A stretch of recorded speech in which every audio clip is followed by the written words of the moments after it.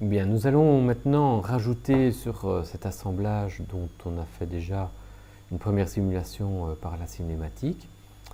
Nous allons y rajouter donc un ensemble de pièces, notamment une première vis qui permettent de lier l'excentrique à la bielle dans la partie supérieure.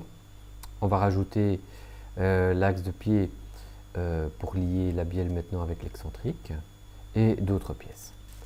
Pour ce faire, on va devoir passer par d'abord le module de conception mécanique Assembly Design. Alors dans ce module classique, on va réexploiter les commandes pour lier les pièces. On a besoin d'une contrainte qui lie l'axe de la vis avec l'axe de l'excentrique. On va s'assurer que c'est bien l'excentrique. Je vois que c'est l'excentrique qui est affiché en orange. Voilà. Je vais ensuite lier la face de l'épaulement de la vis, ici, qui va s'appuyer contre la face de l'excentrique. Et je fais OK. Je peux même mettre à jour pour m'assurer que tout se passe bien. Effectivement, j'ai bien du jeu de part et d'autre de la vis. Donc le montage est correct. Nous devons immobiliser la vis de manière rigide avec l'excentrique. On va utiliser donc fixité relative, désigner la vis, désigner l'excentrique, faire OK. Voilà, maintenant nous avons 3 contraintes qu'on va pouvoir exploiter.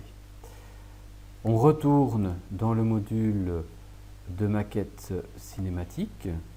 On va demander la conversion de ces 3 contraintes. On va cliquer sur plus ici. On cherche après le couple concernant ces liaisons. Donc on a excentrique et axe de tête. On les a repérés. Et on va faire une sélection. Et il propose une rigidité. On va donc créer cette liaison. Il vient de créer la liaison de rigidité. OK. On peut aller contrôler. La liaison de rigidité a été créée avec les contraintes qui sont ici.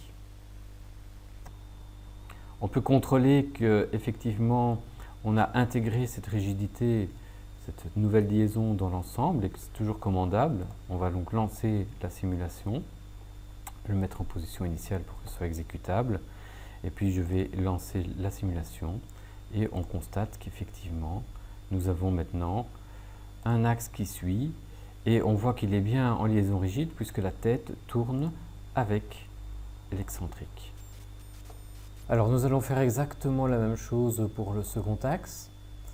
On peut de nouveau aller le prendre avec la boussole pour l'avoir à la position qui nous convient le mieux, de manière à pouvoir désigner facilement les éléments et l'orienter déjà convenablement. On va donc prendre l'axe de notre vis qu'on va faire coïncider avec l'axe du perçage du coulisseau. On va en profiter pour demander une coïncidence entre l'épaulement de cet axe avec la face du coulisseau. On va faire un OK. On va demander une mise à jour. Le voilà positionné. Maintenant, on va le rendre immobile. Ces deux coïncidences permettent encore à cette vis éventuellement de tourner. Normalement, dans la réalité, elle est vissée à fond. Et donc, nous allons maintenant mettre une fixité relative entre cet axe et le coulisseau. Je fais OK. Nous avons donc ainsi créé 3 nouvelles contraintes. On retourne dans le module de maquette cinématique pour pouvoir demander à nouveau de créer à partir de ces 3 contraintes une liaison mécanique. On va donc chercher dans les couples de pièces ce qui lie l'axe de pied avec le coulisseau. On repère les fameuses 3 contraintes qu'on avait déjà définies. Il définit qu'il est possible de faire une rigidité. Je demande de créer de nouveau une nouvelle liaison rigidité. et je fais OK.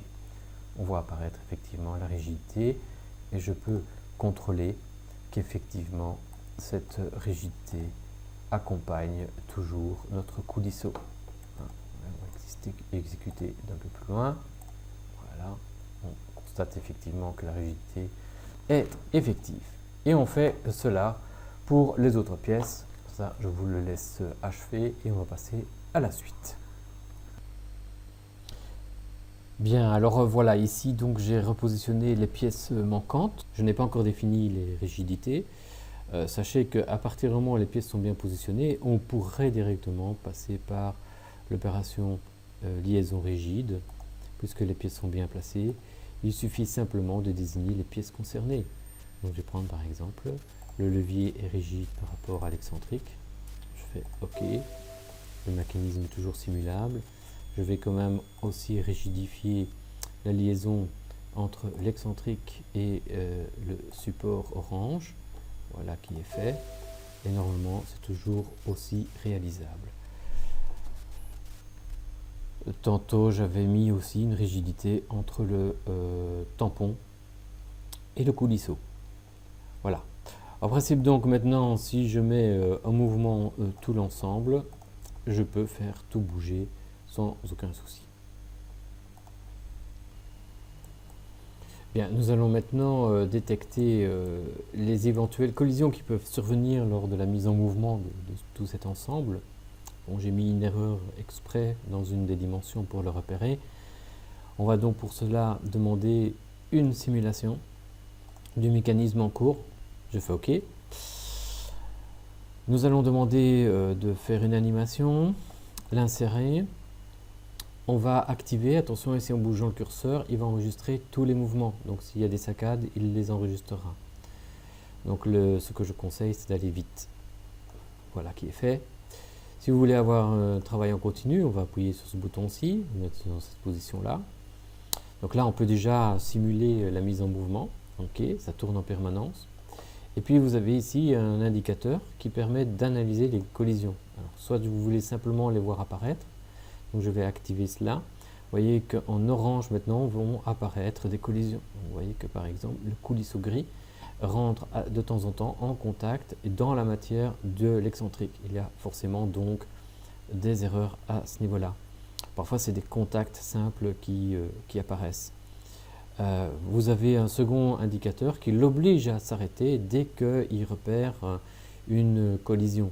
Donc si maintenant je vais l'activer, voilà, ben là il a repéré une collision et il s'est donc arrêté. Ça me permet à ce moment-là de visualiser les endroits où cette collision survient. C'est beaucoup plus parlant qu'en analyse statique.